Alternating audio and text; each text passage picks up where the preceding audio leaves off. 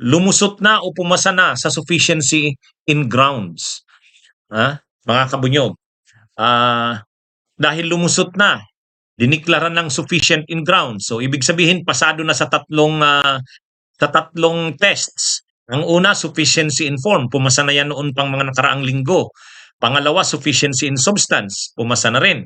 Kahapon, pumasa na rin ang sufficiency in grounds.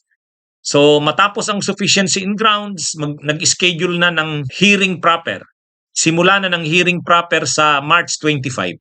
Doon magpipresent na ng mga ebidensya at testigo. May mga naka-schedule ng mga hearing dates. Ayan mga kabunyog. Ngayon, naglabas ng reaksyon ang defense team. Mayroon silang statement na nilabas, mga kabunyog, at nagpa-interview pa ang kanilang tagapagsalita, si Attorney Michael Poa. Napanood ko yung mga interview sa kanya, pinapaliwanag niya ano ang reaksyon ng defense team ni Sara tungkol doon sa naging desisyon ng Justice Committee ng Kamara kahapon. Ang sabi ng defense team, inaasahan na daw nila yon. So, sabi ng defense team ni Sara Duterte, inaasahan na daw nila na ang ganong paglusot sa Justice Committee na ito nga'y sufficient in form, sufficient in substance, sufficient in grounds, inaasahan na daw nila yan. Kaya lang, ang reaksyon ng kampo ni Sara doon sa sinabi ng mga kongresista. Kasi sabi ng mga kongresista, lalo na ni Congresswoman Beatrix Luistro, ang chairman ng Justice Committee, sabi ni Congresswoman Beatrix Luistro, itong sagot na ito ng Vice President o ni Sara Duterte, yung binigay na sagot kahit may nakalagay na answer ad cutilam, sa totoo sabi niya, hindi naman yun answer. Yun ang sabi ni Congresswoman Beatrix Luistro. Hindi naman answer yun. Answer lang sa title. Pero kung titingnan mo niya, at yun din yung sinasabi ng mga kongresista, ito ay motion to dismiss. Parang ang lumalabas, gustong ipadismiss ng mga abogado ni Sara ang impeachment. Kaya sabi ni Congresswoman Beatrix Luistro, totoo, sumagot si Sara. Pero yung answer niya, hindi naman talaga sagot. Ang ginawa ng kampo ni Sara, kini-question nila ang jurisdiction ng Justice Committee. Kini-question nila ang due process daw. So sabi ni Congresswoman Beatrix Luistro, ang ganong ginawa ng mga abogado ni Sara Duterte ay sa esensya, pag binasa mo yung sagot nila, wala naman silang sinagot talaga. Wala naman silang sinagot doon sa mga issue, mga grounds laban kay Sara. Wala naman silang sinagot. Kaya halos ang ginawa ng mga abogado ni Sara Anya ay mga pag-question ng jurisdiction ng Justice Committee. So parang motion to dismiss siya ang labas. Bagamat ang title ay answer, pag binasa mo yung kabuuan ng sagot, hindi answer. Kasi wala namang sinagot. Sa katunayan, mas pag-question pa nga sa jurisdiction at sa prosesong dinadaanan ng Kamara, lalo na ng Justice Committee. Ngayon, ang sabi ng defense team ni Sara, naglabas sila ng statement, hindi naman daw. Sabi nila, sumagot daw sila. Sumagot daw sila, yun ang sabi ni Attorney Michael Poa. Kaya lang daw, wala naman daw silang sasagutin ng mga issue kasi wala naman daw mga ultimate facts. Yan yung ginamit na term ng mga abogado ni Sara. Wala naman daw ultimate facts. Dahil wala naman ultimate facts, bakit nila sasagutin yun? Wala naman daw ultimate facts ang complaints. Requirements anya yan sa konstitusyon at sa rules na dapat may ultimate facts. Ang mga nandun anya, sabi ng defense team ni Sara, ay mga conjectures, hearsay, sabi-sabi. Hindi naman anya pipwede yun. Bakit pa namin sasagutin yun? Yan naman yung sinasabi ng defense team ni Sara Duterte. So mga kabunyog, para sa defense team ni Sara, wala silang dapat sagutin. Kaya hindi nila sinagot na yung punto por punto kasi conjectures, hearsay, sabi-sabi, wala naman talagang ebidensya laban sa vice presidente. Kaya sila daw sa defense team, hindi nila sinagot na yon punto por punto. O yan ha. So yan mga kabunyog, mga kababayan ha. Kaya kumbaga, nagkakabanggaan ngayon, ang sabi ng Justice Committee, hindi mo matatratong answer yun eh, kasi wala naman silang sinagot. Mas motion to dismiss pa nga niya yun, kasi kini-question yung kanilang jurisdiction sa Justice Committee.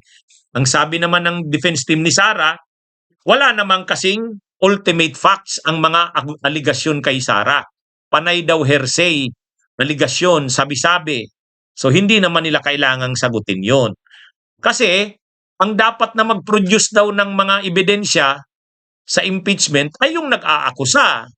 Kung wala naman mga ebidensyaan niya, bakit sila sasagot? Ang katunayan daw na walang ebidensya, bakit nagsusubpina pa?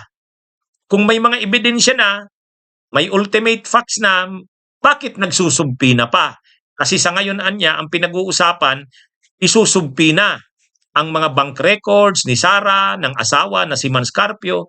O, ibig sabihin, kung magsusubpina pa lang sila, hindi sila handa sa impeachment. Bakit daw nila sasagutin ang mga issue na yon? O, yan ha. So, pinapaliwanag ko mga kabunyog yung ano nang nangyayari. So, kumbaga, ang sabi ng Justice Committee, ang treatment nila dun sa sagot ng kampo ni Sara, ng defense team, ay hindi sagot. Sagot sa title, kasi ang title, answer. Pero pag tiningnan mo ang loob, wala namang sinagot. Kumbaga yung mga hindi niribat, yung mga aligasyon ng complainants doon sa impeachment complaints, hindi sinagot ng mga abogado ni Sara. Ha? Kaya sabi ni Congresswoman Beatrix Listro, mas more of motion to dismiss pa nga ito eh. Ha? Mga kabunyog. At pero ang sabi naman nila Michael Pua, yung abogado ni Sara, tagapagsalita pala, hindi, sa kanila daw yun ang sagot nila. Bakit daw ganun ang sagot? Eh dahil wala silang nakikitang dapat sagutin. Ha? Wala daw. So bakit daw sila sasagot? Ha? Kaya anyway mga kabunyog, mga kababayan, sa sa nangyayaring ito, abangan na lang natin ang susunod na mangyayari. Pero sa March 25, magkakaroon na ng hearing proper. So ang tawag sa hearing proper, doon na talaga yung presentation na ng ebidensya at saka mga testigo. Okay? So, mga kabunyog, matindi ang babala ni Congresswoman Beatrix Listro sa defense team ni Sara. Sabi ni Congresswoman Beatrix Listro, kung hindi magbabagoan niya ng estratehiya ang defense team ni VP Sara, ay wala. Sigurado na nalulusot ito sa Kamara, sabi niya. Kasi binabaliwala ng defense team ni Sara yung mga yung seryosong mga grounds ng impeachment laban sa kanya. Hindi nila nire-rebut. Wala silang sinasagot doon. So kung ganon, parang kung walang nire-rebut, anong mangyayari sa mga kongresista? Ay titingnan nila, wala naman palang paliwanag ang kampo ng Vice President, ay wala na. Ano na ito? Ibig sabihin, tatanggapin natin itong ang mga sinasabi dito ng complainants, ito na yung tatanggapin natin kasi walang rebuttal eh. Walang rebuttal. Actually, mga kabunyog, tama yung punto ni Congresswoman Beatrix Listro. Marami akong kasong nahawakang ganyan. Mayroon nga akong kliyente na pinadalhan siya ng criminal case ito ha. Criminal case. Itong hawak kong kasong ito, murder pa naman ito. Murder. Pero nahawakan ko yung kaso, nasa korte na eh. Bakit? Ay kasi yung akusado 21 years old. Ang akala ng pamilya, hindi na nila kailangang sagutin yun kasi wala naman daw silang sala. O kaya ang nangyari, pinadalhan sila ng subpina, subpina, pinapasubmit ng counter affidavit, hindi nila sinagot. Di syempre, anong ginawa ng prosecutor? Niresolve yung kaso Ang ginawang basihan lang yung complaint affidavit kasi walang counter affidavit eh. O ngayon, na-file na yung kaso sa korte, wala na kaming nagawa. Mabuti na lang nag-ano ako, ni-review ko yung kaso, ni-review ko yung kaso, lumaban na lang ako sa petition for bail. Kasi tingin ko naman kung sumagot yung ano, kung sumagot sana pala, kaya namang ma-dismiss baka sa prosecutor pa lang. Oh, sabi ko sayang nito kung sinagot nyo ito, madi-dismiss ito sa prosecutor pa lang. Bakit dinala nyo hanggang sa korte? Wala na tayong magagawa dito, lalaban na tayo dito. Ang sabi kasi nung pamilya, wala naman, hindi akala daw nila, wala namang ebidensya at kala ano kasi hindi naman daw talaga sila may gawa ang hindi naman talaga totoo yung aligasyon laban sa kanila. Sabi ko kahit hindi totoo, lalo kayong dapat lumaban. Eh anyway, ang nangyari, ano ko, yung petition for bail ko na grant. Kasi nakulong siyempre kasi murder eh. Non-bailable sana. Pero linaban ko sa petition for bail na ano ko, release on bail. Ngayon, ongoing pa yung trial. Pero ang punto dito ganito. Ang sabi ni Congresswoman Beatrix Listro, dapat sana sumagot siya si Sara. Kasi malay mo, makumbinsi yung mga kongresista na wala namang matibay na mga ebidensya, matibay yung paliwanag ni VP Sara. Halimbawa, dun sa issue ng confidential funds, matibay naman yung paliwanag niya. Pangalawa, yun doon sa issue ng pagbabanta niya sa buhay ng presidente, matibay naman yung paliwanag niya. Kung matibay ang paliwanag ni Sara Duterte doon sa mga grounds na sinasite, sabi ni Congresswoman Beatrix Listro, baka sa Justice Committee hindi pumasa ang probable cause. Lalo na doon sa plenary, baka hindi rin pumasa. Kaya ibig sabihin may tsansa sanang madismiss sa Kamara, hindi na aabot sa Senado. Pero sabi ni Congresswoman Beatrix Listro, kung ang estratehiya ng kampo ni Sara ay ganon, ibig sabihin hindi sinasagot yung issue, hindi sinasagot yung issue, pinapalampas. Instead, kini-question yung due process, kini-question yung jurisdiction ng Kamara. Ibig sabihin, procedural ang kini-question mo, procedure, technicality. Pero yung talagang issue laban kay Sara, hindi nila sinasagot. Sabi ni Congresswoman Beatrix Listro, ang lalabas niyan, katulad daw ng nakita nung kahapon, bakit mabilis na naaprubahan yung sufficiency in grounds? Bakit mabilis? Sabi ni Congresswoman Beatrix Listro, maraming kongresista na na-frustrate, na-dismaya sa mga abogado ni Sara. Kasi hindi man lang sinagot yung mga issue yung mga aligasyon. Kaya, ang bilis-bilis kahapon, sabi ng mga kongresista, sufficient in grounds ito. Bakit sufficient in grounds? Wala namang rebuttal ang kampo ng respondent o ni VP Sara.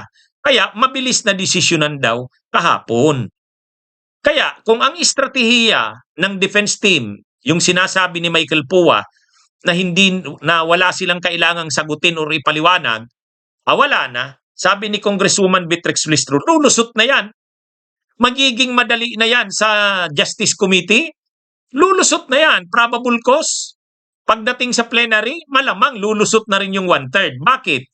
Wala namang sagot ang kampo ni Sara hindi naman nariribat.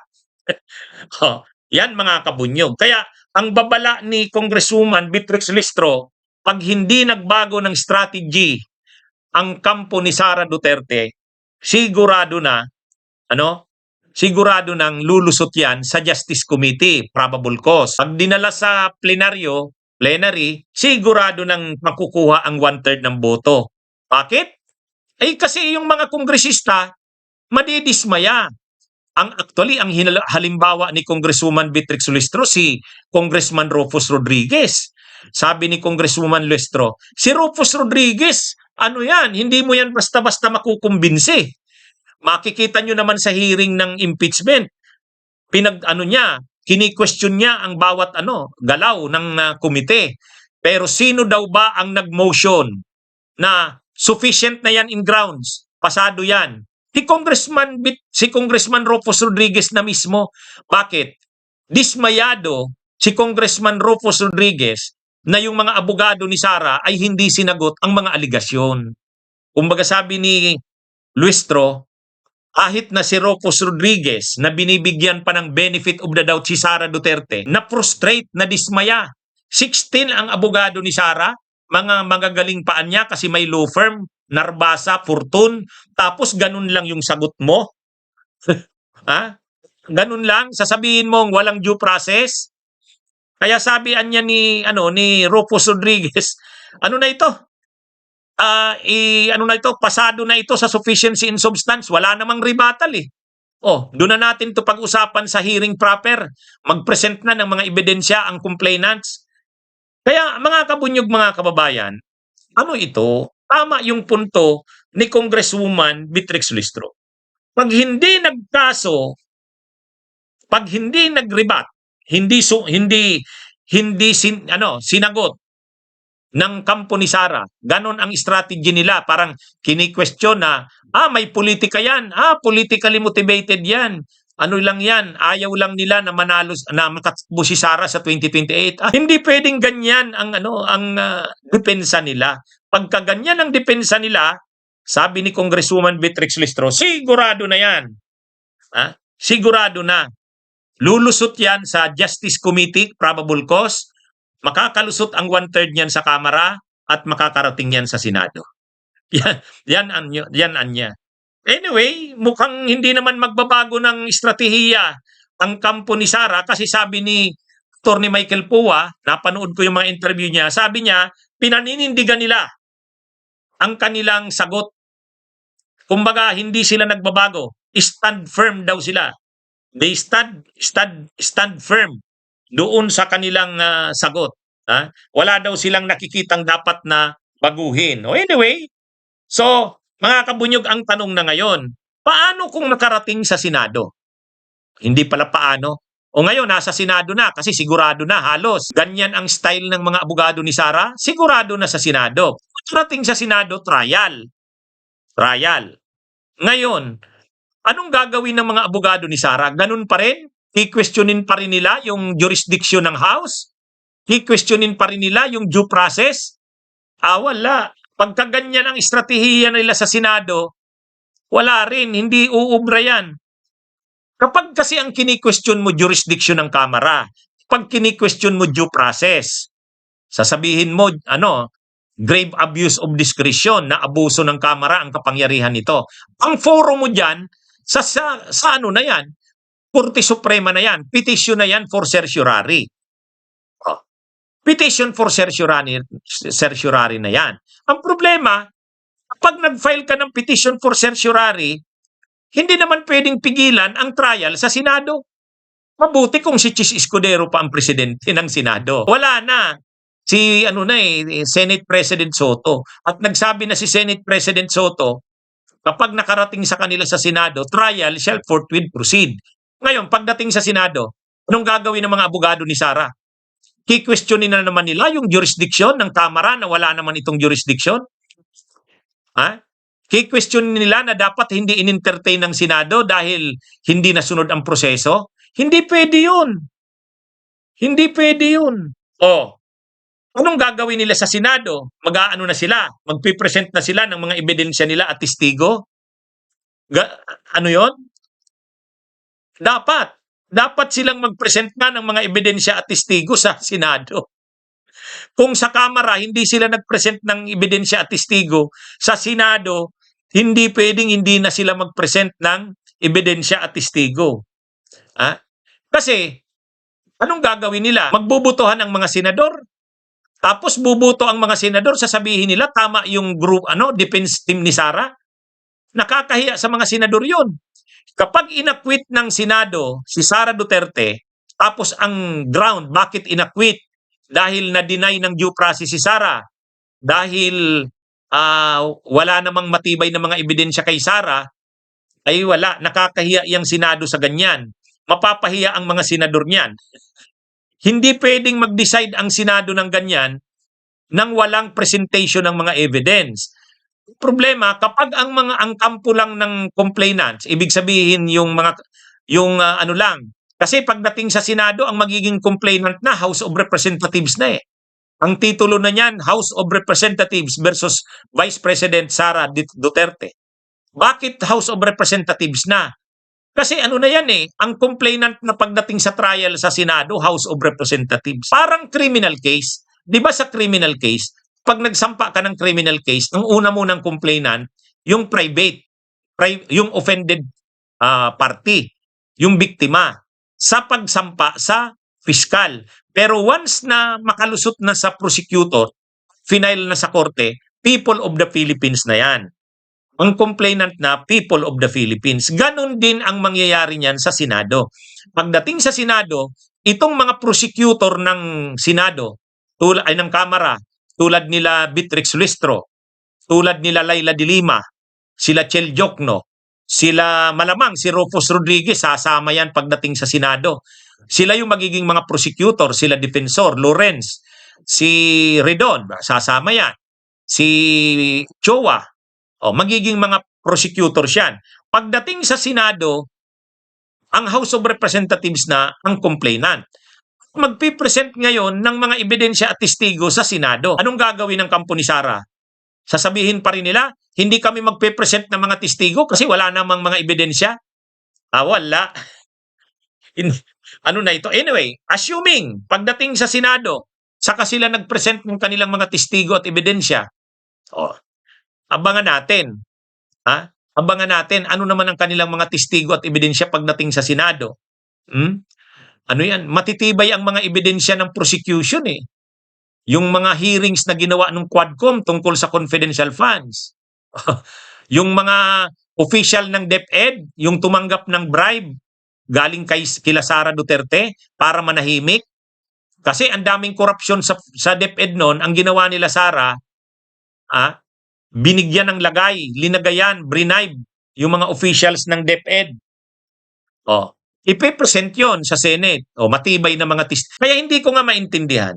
Anong sinasabi ng kampo ni Sara, yung defense team niya, na walang ebidensya, samantalang doon sa confidential funds, ang daming mga documentary evidence noon. Galing sa COA, yung mga liquidation noon, yung mga Mary Grace Piatos, ano yun? Matitibay na mga ebidensya yun. Tapos pagdating doon sa suhol, bribery, doon sa mga officials ng DepEd, di ba, yung mga officials mismo ng DepEd, inamin nila na binigyan sila ng pera. Pinadala ni Sara Duterte para manahimik sila, yung mga Bids and Awards Committee ng DepEd. Yun, matitibay na mga testigo yun. Pangatlo, yung pagbabanta ni Sara ipapapatay ang presidente, ang first lady. Ang dali lang naman nun, yung video na yon. May mga ebidensya na ang NBI doon. Kasi inimbestigahan na yan ng NBI. So ibig sabihin, may handang-handa na ang prosecution. Ang tanong ngayon, ano ang mga ebidensya at testigo ng defense? Kailangang maghanda ang defense. Kaya ngayon, pag ito pa, doon pa lang sa salin ni Sara, mahihirapan na siyang idepensa yon. Anong nangyari at sobrang lumaki ang yaman mo sa salin? Ano ba? May hanap buhay ba kayo? Mayroon ba kayong negosyo? Wala naman eh. Kung sweldo lang ni Sara ang pagbabasihan bilang mayor at bilang vice president, hindi kaya yaman ng ganong kalaki. Ano ang mga ebidensya laban kay Sara doon? Yung salin niya, dineclare niya doon eh.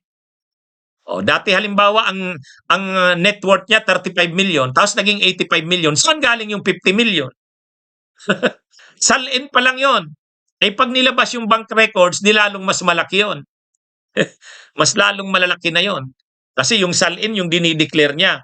Pero yung mga bank records, hindi magsisinungaling yon. Kaya ano na yan mga kabunyog, mga kababayan, sa totoo lang, pagdating sa Senado, pag hindi pa rin sumagot ang defense at ang sasabihin ng defense ay wala namang ebidensya, paano mo masasabing walang ebidensya? Tatambakan yan sa defense ng mga ebidensya at testigo. Diba? Ngayon, tayo pa lang, alam na natin, napakaraming ebidensya at testigo. Tambak. Tapos sasabihin ng kampo ng defense, wala. Pagdating sa Senado, ipe-present lahat ng mga ebidensya at testigo na yon. Okay, kini-question nila si Madriaga. Kahit hindi natin isama si Madriaga, alisin mo na si Madriaga. Tingnan niyo yung mga ano, yung mga staff ni Sara nung pinatawag sa hearing ng Kamara. Eh di ba inamin ng mga staff ni Sara na talagang nag-ingka sila ng mga cheque, 35 million, 25 million. Pagkatapos anong ginawa daw nila? Oh, linagay nila sa duffel bag. Tapos binigay na nila kay La Chica at kay Nolasco, yung head ng security ni Sara. Tama ba yung ganung proseso? Ay dapat kung ano yan, dapat hindi mo binigay yan sa head ng security. Bakit napunta sa head ng security ni Sara Duterte? Ibig sabihin, talagang hindi naman hindi napupunta sa opisina.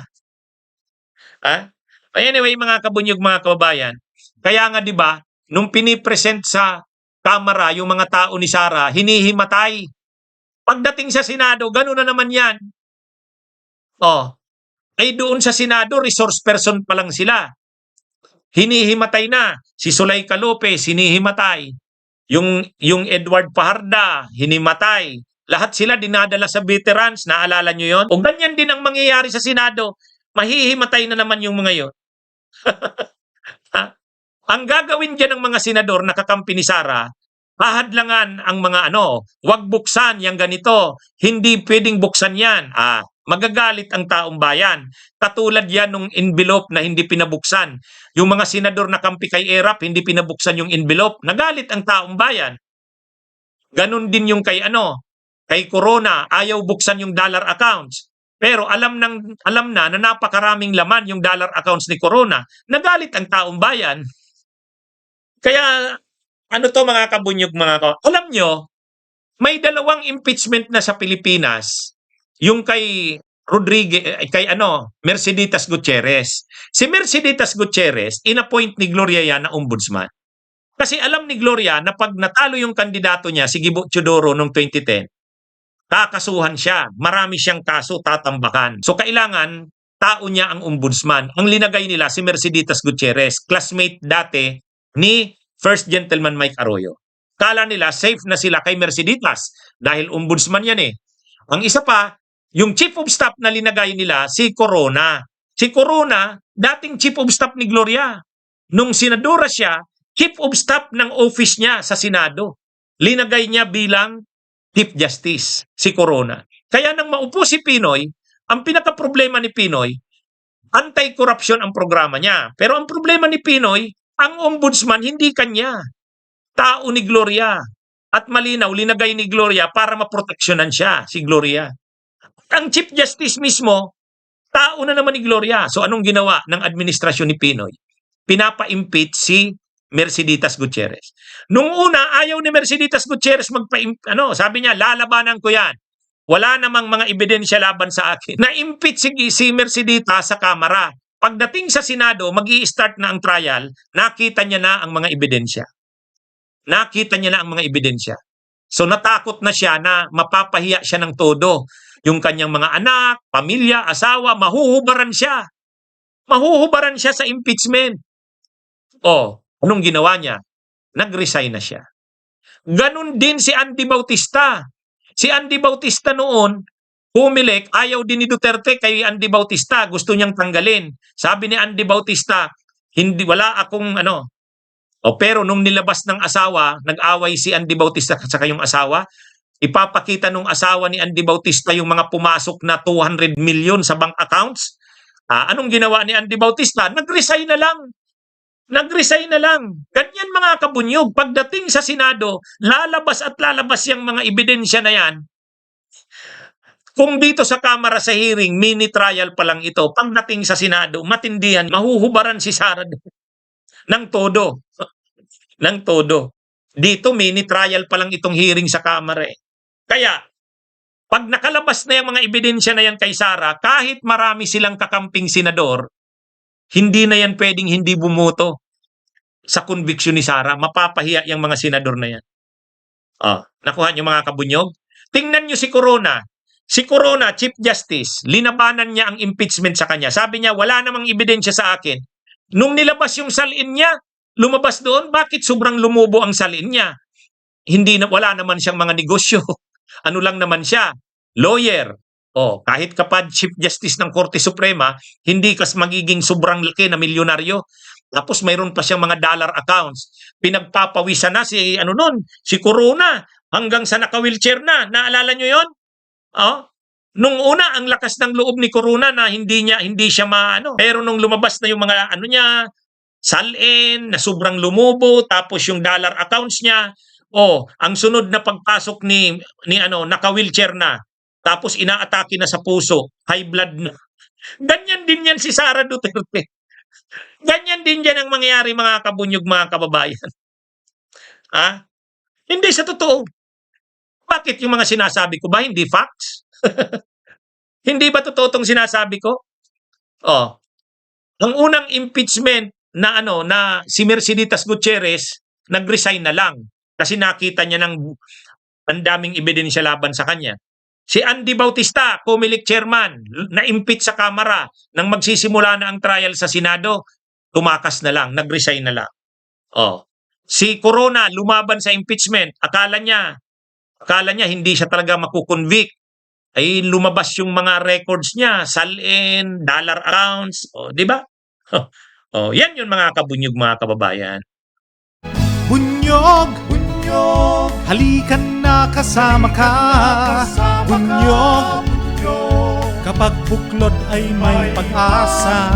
Luzon, Visayas, Mindanao, isa ang pananaw. Sa bagong Pilipinas ang bunyog isisigaw. Bunyog.